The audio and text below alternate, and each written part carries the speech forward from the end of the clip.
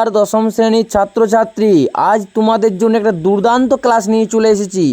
এই ক্লাসে আজকে দশম শ্রেণীর কিছু নমুনা প্রশ্নপত্রের কোশ্চান আমি তুলে ধরব। আর এই কোশ্চানগুলি তৈরি করেছে আমাদের খুব ভালো একটা শিক্ষক। সেই শিক্ষকের কাছ থেকে আমি সমস্ত প্রশ্ন সংগ্রহ করে তোমাদের জন্য তৈরি করেছি নিজের হাতে। হ্যাঁ, তোমাদের জন্য তৈরি করেছি। আর যারা যারা অন্য বিষয় নিয়ে সাজেশন পেতে চাও তারা অবশ্যই ভিডিওটিতে একটা কমেন্ট করে যাবে। আর চ্যানেলে নতুন হলে চ্যানেলটিকে সাবস্ক্রাইব করে ফেলবে। আর এই নমুনাপত্র থেকে 40 থেকে 50% অবশ্যই এখান থেকে পেয়ে যাবে। আজ বাংলা সাজেশন ক্লাস 10-এর আমি নিয়ে চলে এসেছি। যারা যারা এই ভিডিওটি দেখছো তারা অবশ্যই একটা লাইক করে দিও আর পাশে থেকো, আমিও তোমাদের পাশে থাকবো। চলো ভিডিওটি স্টার্ট করা যাক। নিচের প্রশ্নগুলি থেকে সঠিক উত্তরটি নির্বাচন করে লেখো। নাম্বার 1, হরিদা সপ্তাহে কদিন বহুরূপী সেজে পথে বের হন?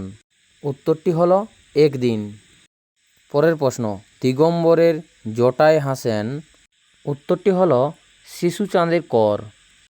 সব্যসাচী মল্লিকের বয়স হবে? উত্তরটি হলো 30-32। অভিষেক কাব্যাংশটি মেঘনাদবধ কাব্যের ড্যাশ থেকে গৃহীত হয়েছে? উত্তরটি হলো প্রথম স্বর্গ থেকে নেওয়া হয়েছে। অলোপ শব্দের অর্থ কী? উত্তরটি হলো 9 লোপ। সমাস শব্দের অর্থ হলো?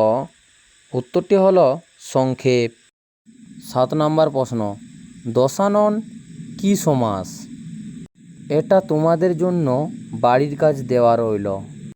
আর যারা জানো তারা কমেন্টে উত্তরটি দিয়ে দিও।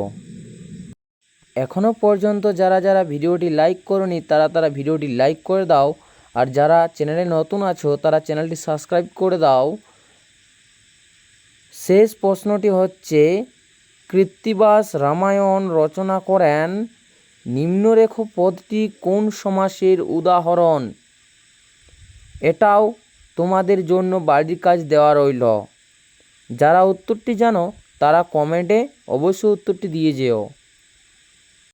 তো বন্ধুরা, আজকের এই শর্টস কোশ্চানের ক্লাসটা কেমন লাগলো অবশ্যই কমেন্ট করো।